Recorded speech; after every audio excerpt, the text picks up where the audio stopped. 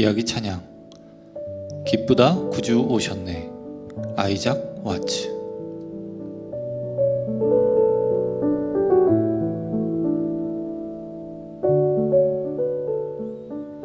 이 곡을 쓴 아이작 와츠 목사는 150cm의 키의 왜소한 체격이었습니다. 가발을 쓴 큰 머리와 매부리코는 매력없는 그의 외모에 험악함까지 더했습니다. 게다가 천연두 때문에 생긴 얼굴의 곤보는 보는 사람들에게 불쾌한 기분마저 들게 했습니다.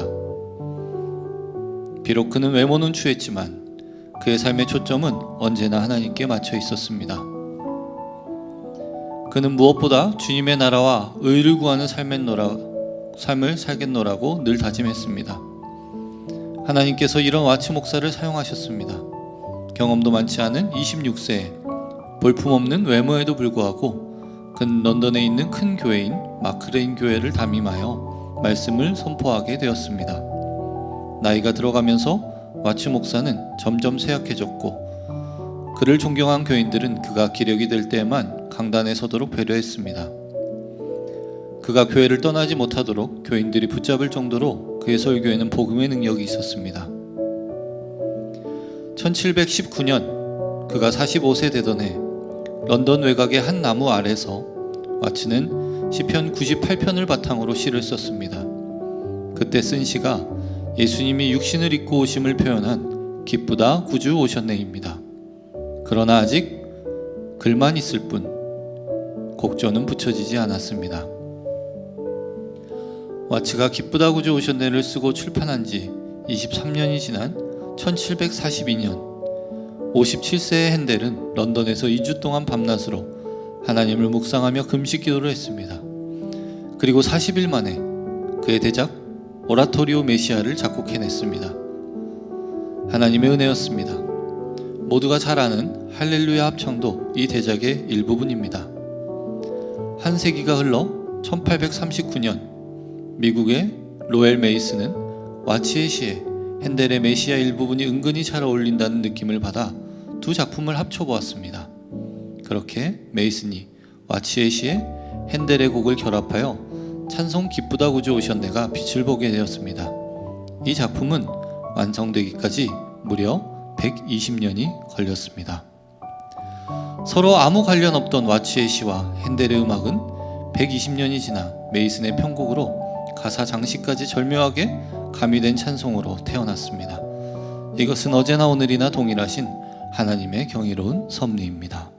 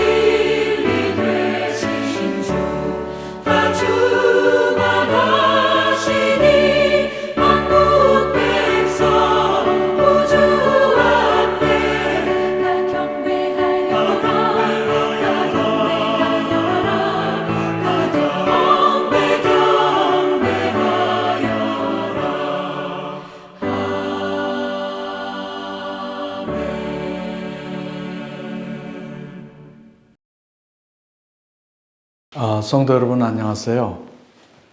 오늘은 모세 언약 세 번째 시간으로 과연 이 모세 언약은 결혼 언약인가 이런 문제를 함께 생각해 보기로 하겠습니다.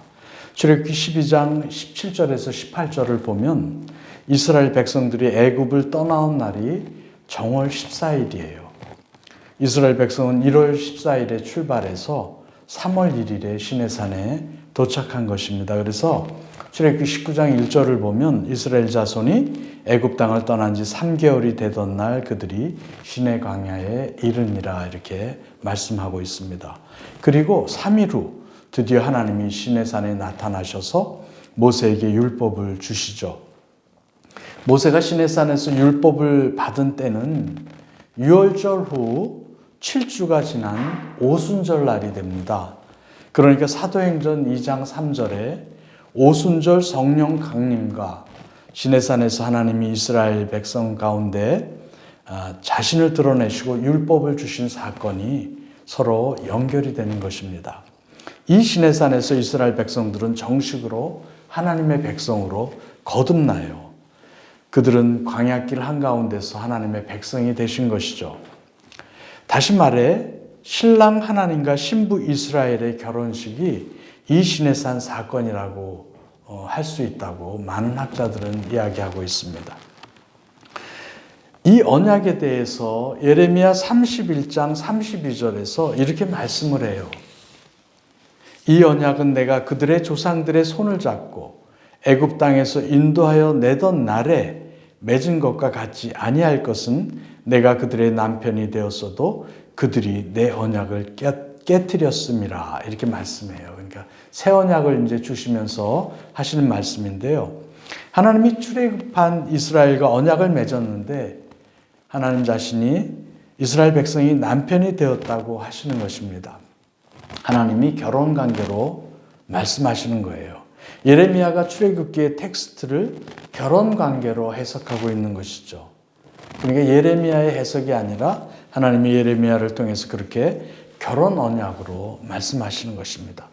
그래서 우리는 하나님이 만드신 이 결혼이라는 제도를 이러한 측면에서 좀 깊이 보아야 하는 것이죠.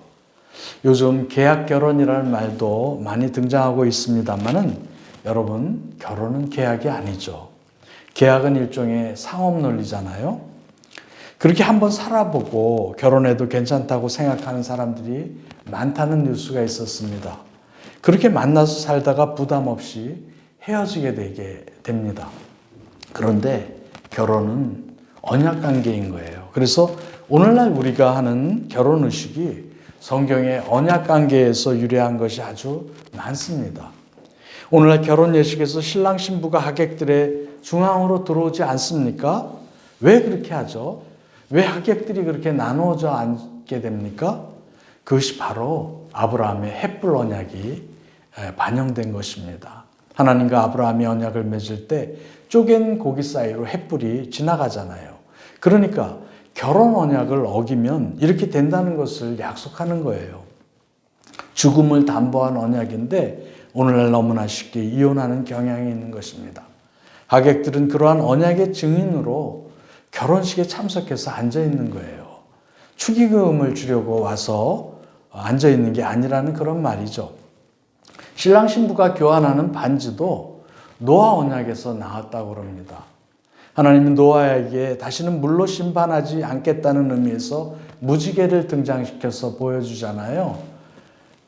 노아 언약이 영원한 언약이라고 그러잖아요. 창세기 9장 16절에. 그래서 변치 않는 약속의 반지를 교환하고 하는 것입니다. 출애굽기를 전체적으로 보면 오늘날 남녀가 결혼하기까지의 예식과 아주 매우 유사한 요소들이 언약을 맺는 과정에서 드러나게 됩니다. 오늘은 시내산 성원의 제1부로 출애굽기 19장을 중심으로 함께 생각해 보겠습니다. 출애굽기 19장을 결혼 언약의 관점에서 보면 이렇게 말할 수가 있습니다. 출애굽기 3장 6절은 신랑의 청혼이고 또 7절은 모세의 중매, 그 다음에 8절은 신부의 승낙, 9절에서 15절은 신부의 성결 예식, 그 다음에 16절 이하는 결혼 예식이 쭉 진행되고 그 다음에 18, 19절은 신랑의 입장, 그 다음에 20절에서 25절은 신부의 입장, 이렇게 우리가 볼 수가 있어요. 하나님이 스스로 어떤 신랑의 모습으로 나타나는가? 남자는 대개 결혼 중매 같은 데 나가서 프로포즈 할 때 본능적으로 내가 어떤 사람이다, 좀 자기가 가진 거라든지 능력을 자랑하잖아요. 여자도 이 남자가 나를 과연 먹여 살릴 능력이 있는가, 이런 점을 보게 되지 않습니까? 그러니까 남자는 그런 방향으로 어필하려고 하는 그런 경향이 있는 거죠. 하나님은 이러한 자랑을 그래서 하시는 거예요. 그래서 5절에 보면 봐, 세계가 다 내게 속하였다, 이렇게 말씀하시는 것입니다. 4절에서도 하나님은 독수리 날개로 업어서 너희를 인도하셨다는 그런 멋진 표현을 쓰지 않아요?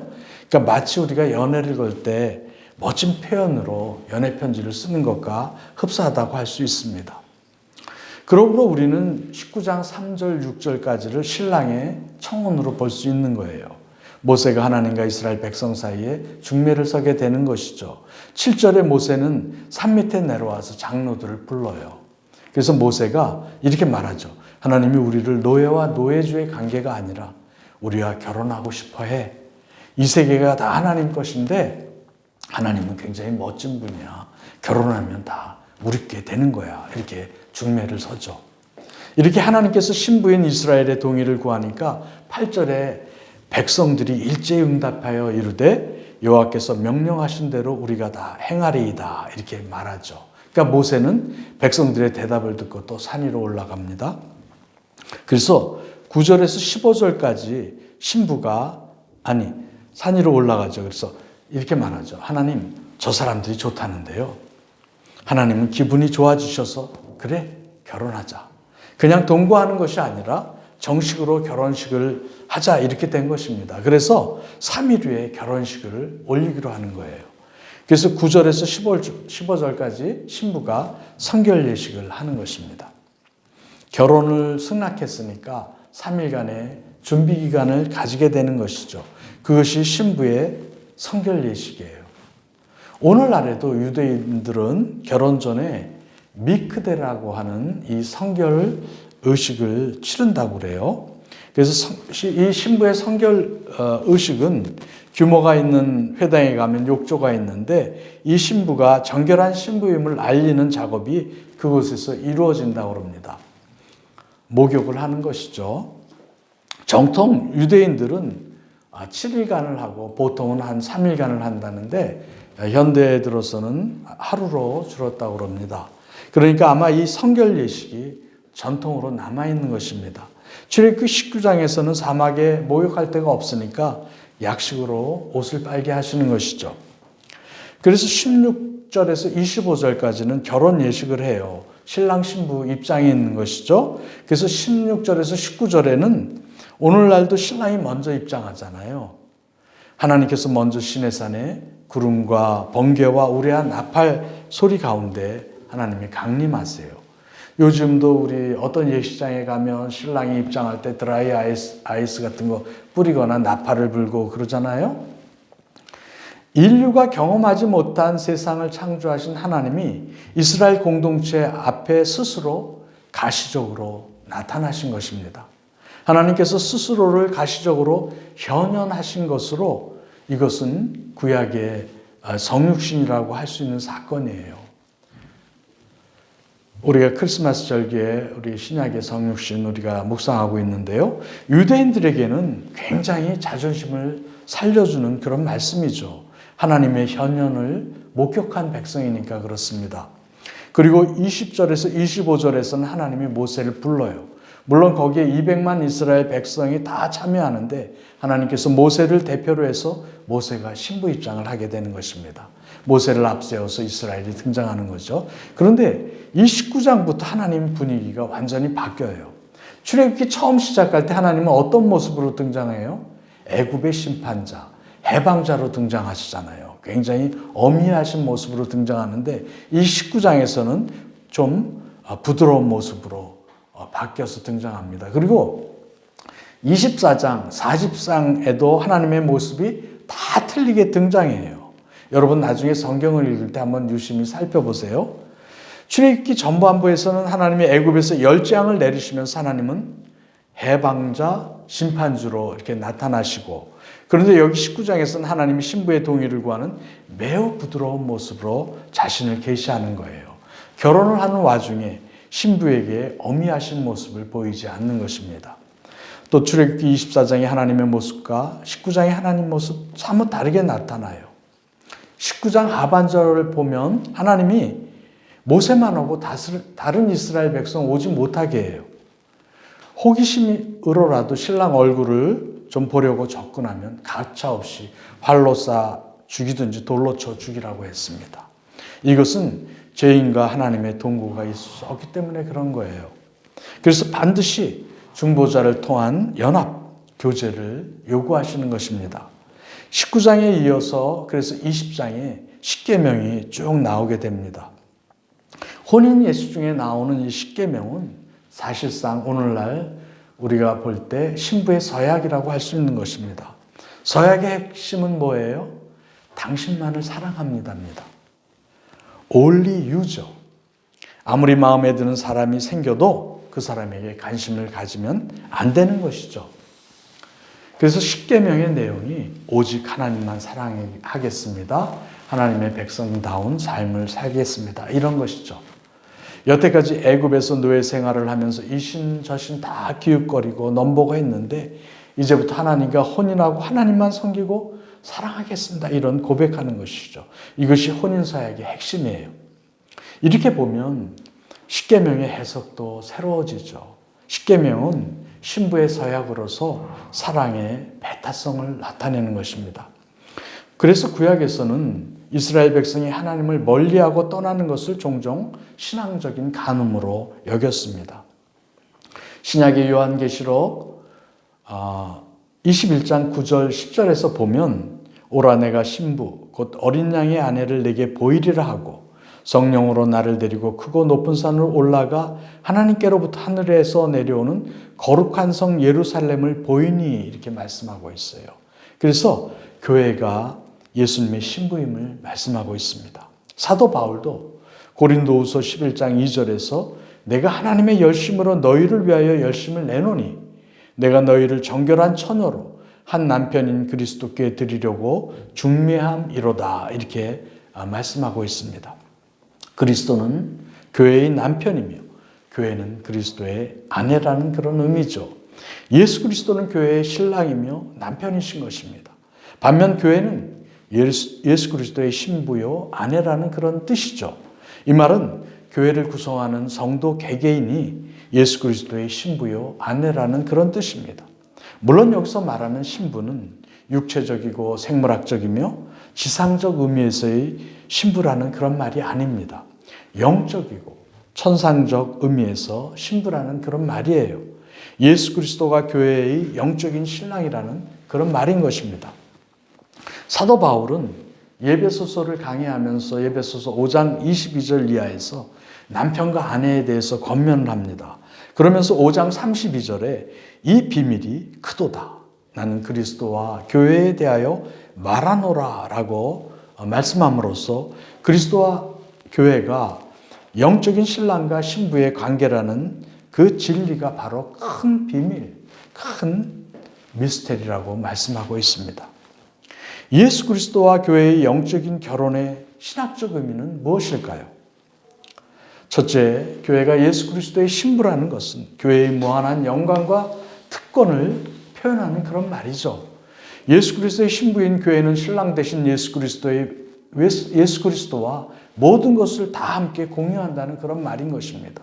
영원한 왕이시며 우주의 왕이신 예수님의 모든 영광을 함께 누리는 특권을 말하는 거예요. 두 번째로 그 영광과 특권을 넘어서 교회가 가진 무한한 책임도 드러내는 그런 말인 것입니다. 그러므로 교회는 그리스도 앞에서 거룩하고 정결한 신부로서 자신을 단장해야 합니다. 이 말은 세상의 가치관이라는 더러운 탕류가 교회 안에 들어와서는 안 된다는 것을 의미하는 그런 말입니다. 그래서 우리는 교회의 세속화를 아주 경계해야 합니다. 셋째로 교회의 신랑 되신 주님이 교회를 사랑하셔서 자기 몸을 버리셨다는 진리는 성도들이 부부관계에서 실천해야 할 영적 교훈을 우리에게 가르쳐주고 있는 그런 것입니다. 그것은 남편들이 아내를 자기 몸처럼 사랑해야 함을, 그리고 아내를 위하여 자신을 희생하기까지 사랑해야 함을 가르쳐주는 그런 말이에요. 반면에 교회가 그리스도께 복종하는 모습은 아내가 남편에게 어떻게 복종해야 하는지를 보여주고 있는 것입니다. 오늘 수방사를 시청하는 우리들은 이 놀라운 진리를 구체적으로 우리의 삶 속에서 살아내야 하는 것입니다. 그냥 머리로 아는 지식에 머물러서는 안 되는 것이죠. 진리를 가슴에 새기고 그 지식이 우리의 손과 발로 내려와 실천되어야 하는 것입니다. 이 밤에 우리 모두에게 이러한 은혜가 있기를 주님의 이름으로 부탁드립니다. 샬롬. 네, 안녕하세요. 수방사를 사랑하는 성도 여러분, 오늘도 이 시간을 통해서 풍성한 교제 누리시기 바랍니다. 오늘 모신 집사님은 여러분들이 잘 모르실 수도 있을 것 같습니다. 또 오신 지 이렇게 오래되시지 않았는데 또 오고 이제 본격적으로 신앙생활을 딱 하려고 할 때쯤 코로나가 터져서 많이 모이지 못했는데 그래도 이제 뭐 추수감사절 때나 성탄절 때 이렇게 찬양과 율동으로 이렇게 실력을 뽐내신 집사님입니다. 우리 추은진 집사님 이 자리에 모셨습니다. 우리 반갑게 환영해 주세요.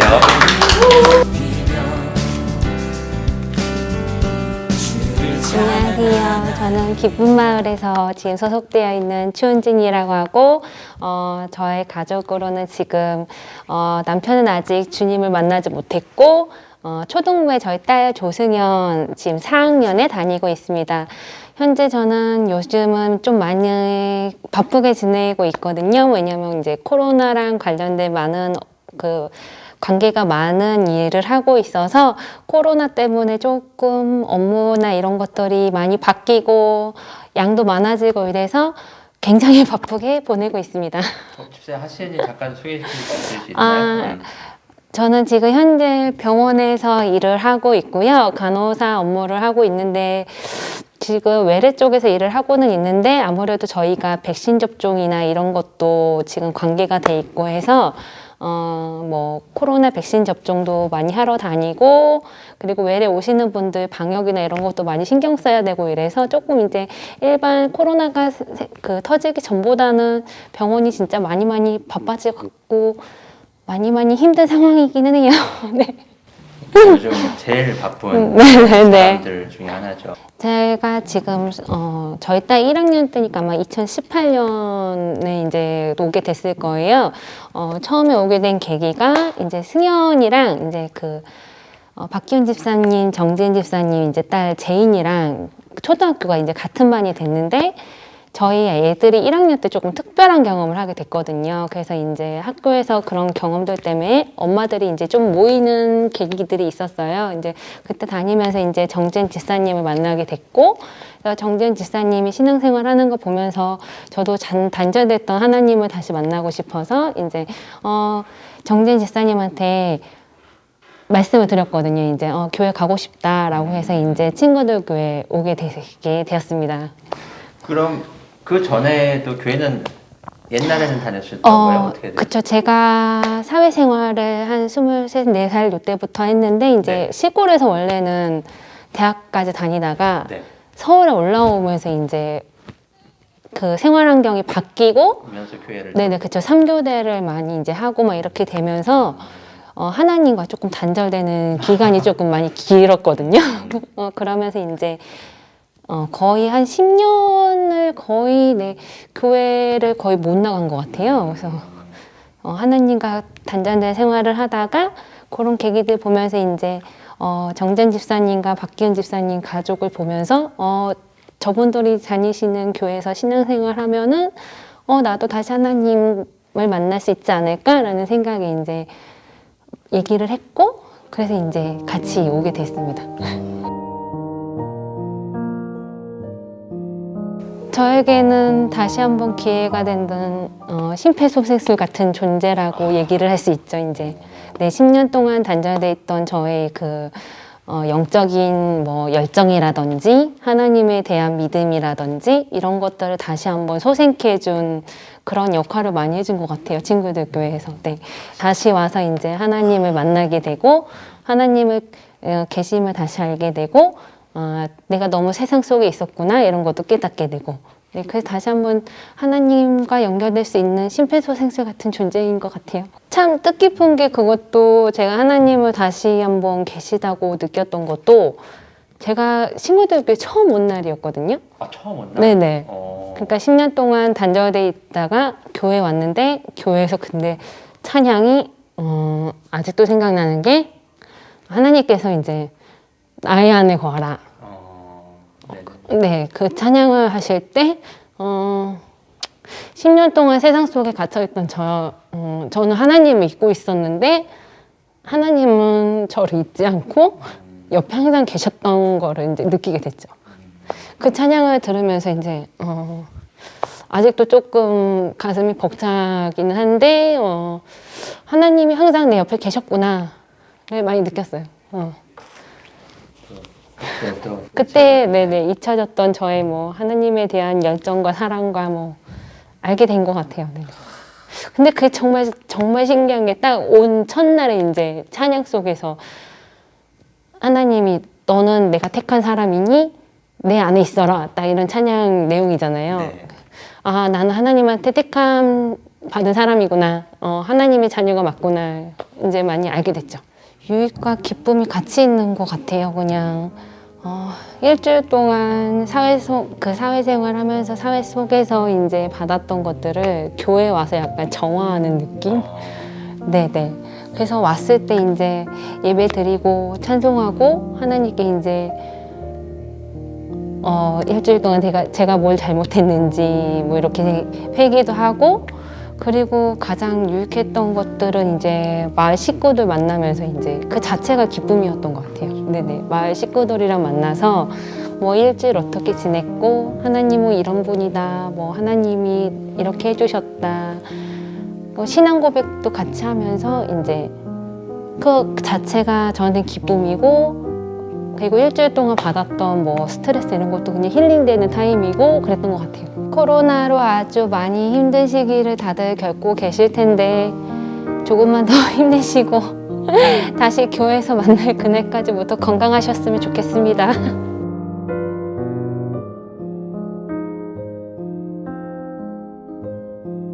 안녕하세요. 네, 오늘도 즐거운 홈트 시간이 돌아왔습니다. 오늘은 제가 아주 기본에 충실한 동작으로만 해서 이전에 많이 해보았던 건데요. 몇 가지 구성했어요.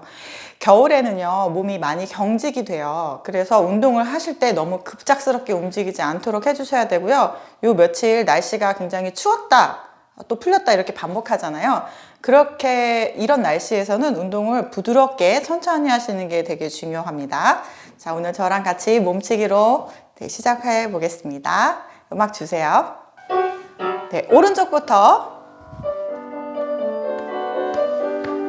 손 동그랗게 하셔서 치세요. 팔 안쪽.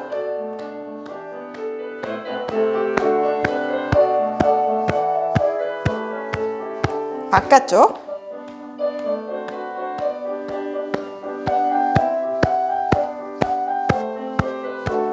아래쪽. 겨드랑이 안쪽. 반대쪽. 어깨 위에.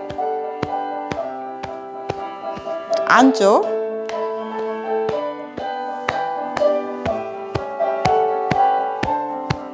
팔 바깥쪽.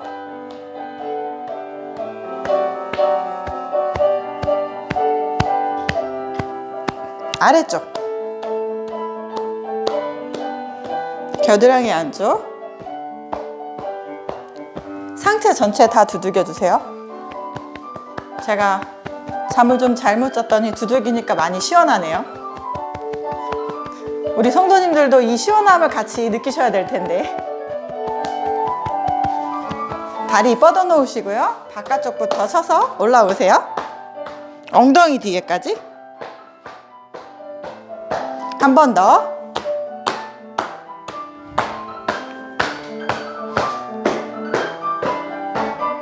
발목 안쪽. 아랫배. 한 번 더. 아랫배. 발목 안쪽부터 쓸어 올릴게요.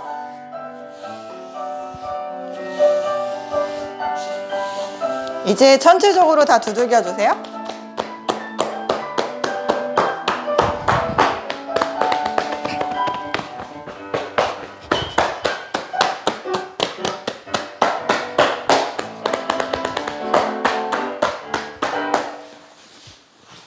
자, 이제 이어서 스트레칭 들어가도록 하겠습니다. 음악 주세요.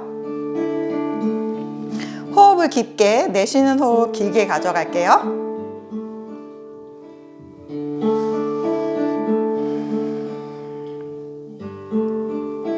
오른쪽으로 고개 지그시 내려요.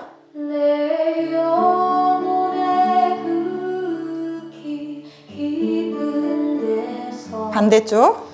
맑은 가락이 울려나네. 아래로. 하늘 곡조가 언제나 흘러나와 위로. 내 영혼을 고이 싸네. 네, 정면 오시고요. 오른팔 접고 왼팔로 누를게요. 평화로다. 반대쪽. 하늘 위에서 내려오네. 머리 위로 오른쪽 팔꿈치 잡을게요. 그 사랑의 물결이 영원토록 반대쪽. 내 영혼을 덮으소서. 깍지 껴서 천장으로 쭉 밀어 올려주세요. 마음속에 솟아난 이 평화 손 앞으로 가져오시고요. 등 동그랗게 해주세요.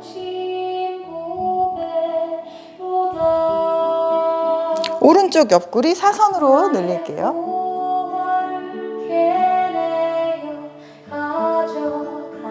반대쪽.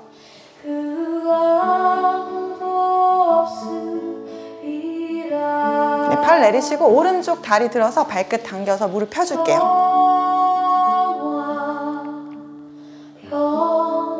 옆으로 접어 놓으시고요. 허리는 위로 반듯하게 세워주세요. 반대쪽. 발끝 당겨주시고 무릎 펴주세요.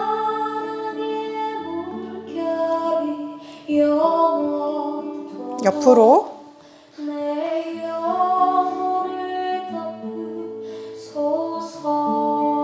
네, 다리는 편안하게 두시고 호흡 마셨다가 내쉬면서 활짝 여셔서 호흡해 주세요. 한 번 더.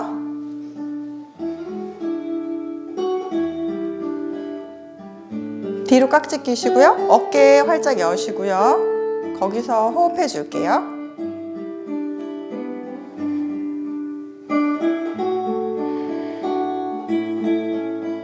네, 손 풀고 다리 푸셔서 오른쪽 다리 들어서 무릎 위에 올리시고 상체를 앞으로 기울여 주시는데요. 등을 펴서 가주세요.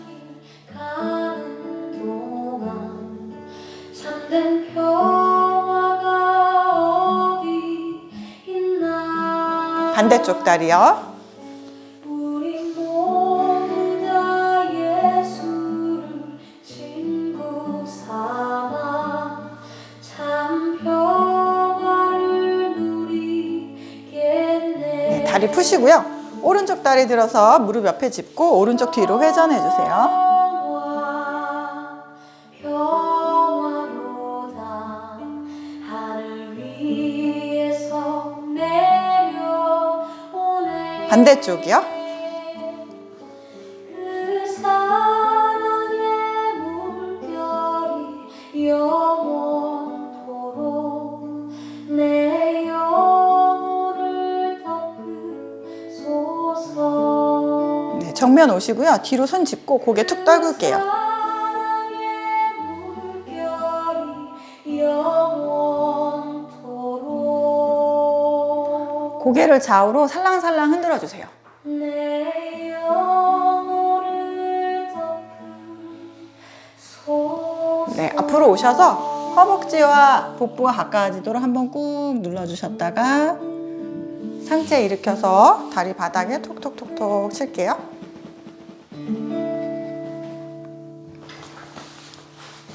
자, 이제부터는 누워서 하는 동작 가보도록 하겠습니다. 누우실 때는 항상 중립 자세, 양 다리 사이는 골반 넓이, 자, 어깨 끌어내려 놓으시고 턱 가슴 쪽으로 살짝 당겨서 겨드랑이를 띄워서 손등이 바닥으로. 이 상태에서 허리를 깊게 호흡 마셨다가 내쉬는 호흡에 누르는 동작을 갈 거예요. 호흡 마시고 내쉬면서 배꼽 밀어넣고 허리 바닥에 꾹 붙여주세요. 자, 마시면서 허리 힘 푸시고요. 손을 한번 배꼽 위에 올려보세요.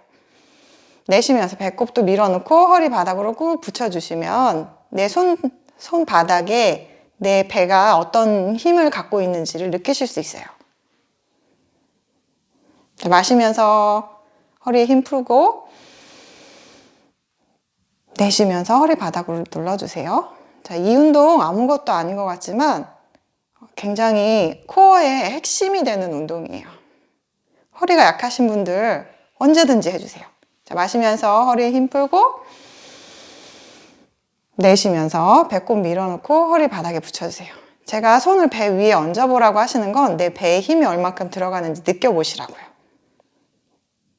자, 마지막 손 내려놓고 다시 한번 호흡 마시면서 허리에 힘 풀었다가 내쉬면서 허리 바닥에 꾹 눌러서 붙일게요.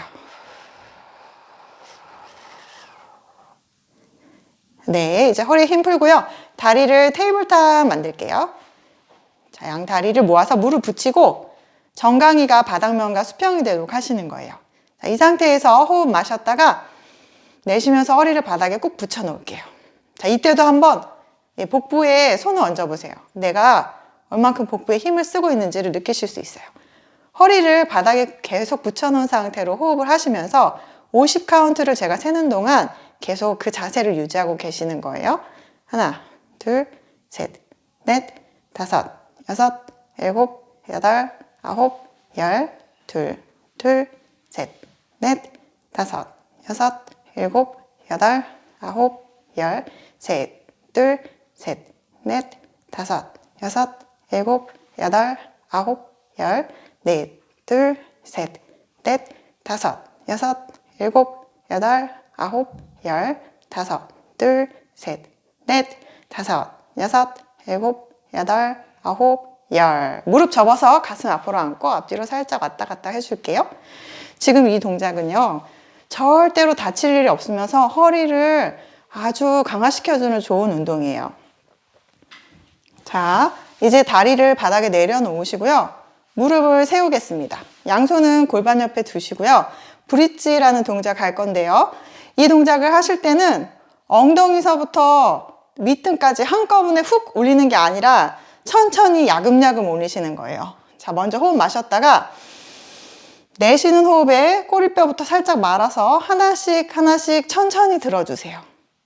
네, 척추를 마디마디 내가 나눠서 올린다는 느낌으로 들어 올려주시고 위에서 호흡을 마시고 내려올 때도 마찬가지예요. 하나, 둘, 셋, 넷, 다섯, 여섯. 자, 한 번 더 갈게요. 호흡 마시고 내쉬면서 하나, 둘, 셋, 넷, 다섯, 여섯. 자, 여기서 호흡을 하시면서 자세를 유지하시는데요. 이 동작이 얼만큼 등과 허리에 힘있게 근육을 사용하고 있는지를 느껴보시려면 내 손으로 여기 아래쪽 뒤를 딱 잡아보시면 근육을 사용하고 있는 힘이 느껴지세요. 굉장히 좋은 운동들을 하는데요. 너무 이 자세로 오래 있으시면 안 돼요. 자, 다시 한번 위에서 호흡 마시고 내려올게요. 하나, 둘, 셋, 넷, 다섯, 여섯. 네, 무릎을 접어서 살짝 앞뒤로 흔들흔들 해주시다가요. 자, 오뚜기처럼 일어나서 앉아보겠습니다. 이제 반대로 엎드려서 하는 동작 갈게요. 양손을 자, 앞에다가 이렇게 모아볼게요. 이 상태로 어깨 같은 데는 긴장시키지 않고요. 턱을 너무 들지도 않아요. 여기서 호흡 마시고 내쉬면서 배꼽을 꽉 조여서 다리를 바닥에서 살짝 들어 올리세요. 너무 많이 들려고 하지 마세요. 허리가 약한 분은 좋지 않아요. 그냥 한 다리를 내 느낌상 5cm만 들었다. 이런 느낌으로 드시고요. 거기서 이렇게 물장구 치듯이 다리를 흔들어 주실 거예요. 근데 무릎을 편 상태로 해주세요. 자, 50개만 가볼게요. 하나, 둘, 셋, 넷, 다섯, 여섯, 일곱, 여덟, 아홉, 열, 둘, 둘, 셋, 넷, 다섯, 여섯, 일곱, 여덟, 아홉, 열, 셋, 둘, 셋, 넷, 다섯, 여섯, 일곱, 여덟, 아홉, 열, 넷, 둘, 셋, 넷, 다섯, 여섯, 일곱, 여덟, 아홉, 열, 다섯, 둘, 셋, 넷, 다섯, 여섯, 일곱, 여덟, 아홉, 열. 정지해서 내려놓으시고요. 살짝 허리에 힘을 풀어주세요. 한 번 더 할 건데요. 물장구를 치시는 동안에 계속 호흡은 하시는데 복부를 꽉 잡고 있는 힘은 놓지 않으시는 거예요. 자, 한 번 더 가겠습니다. 먼저 호흡 마셨다가 내쉬면서 배꼽을 꽉 잡으시고 다리를 바닥에서 살짝 들어 올려요. 그 상태로 호흡하시면서 자, 가겠습니다. 시작. 하나, 둘, 셋, 넷, 다섯, 여섯, 일곱, 여덟, 아홉, 열, 둘, 둘, 셋, 넷, 다섯, 여섯, 일곱, 여덟, 아홉, 열, 셋, 둘, 셋, 넷, 다섯, 여섯, 일곱, 여덟, 아홉, 열, 넷, 둘, 셋, 넷, 다섯, 여섯, 일곱, 여덟, 아홉, 열, 다섯, 둘, 셋, 넷, 다섯, 여섯, 일곱, 여덟, 아홉, 열. 정지. 내려놓으시고요. 양손을 가슴 있는 쪽으로 가져오셔서 천천히 등을 일으켜서 엉덩이 뒤로 쭉 빼셨다가 스트레칭 한다는 느낌으로 몸을 올려주셨다가 상체를 말아서 일어날게요. 마지막에 제가 물장구 치는 동작을 50개씩 2번 나눠서 하셨는데 100개가 한 번에 가능하신 분들은 그렇게 하셔도 좋아요. 그런데 절대로 무리는 하지 마세요. 네, 오늘은 여기서 마치도록 하겠습니다. 수고하셨습니다.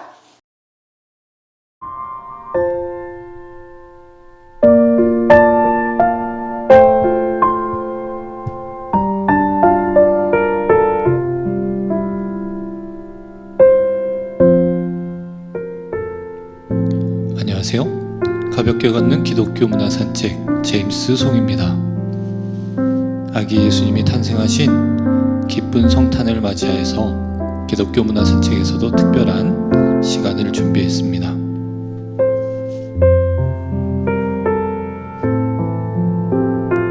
이름하여 가볍게 걷는 문화 산책 초청 성탄 특별 전시회 첫 번째 시간입니다.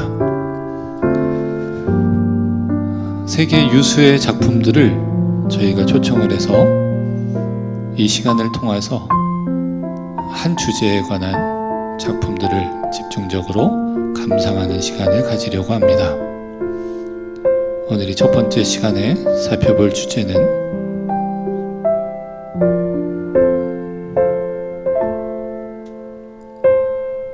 동방박사들의 경배입니다. 전 세계의 마스터피스들을 어렵게 초청했습니다. 여러분 감상하시면서 아기 예수님께 함께 경배하는 시간이 되었으면 좋겠습니다.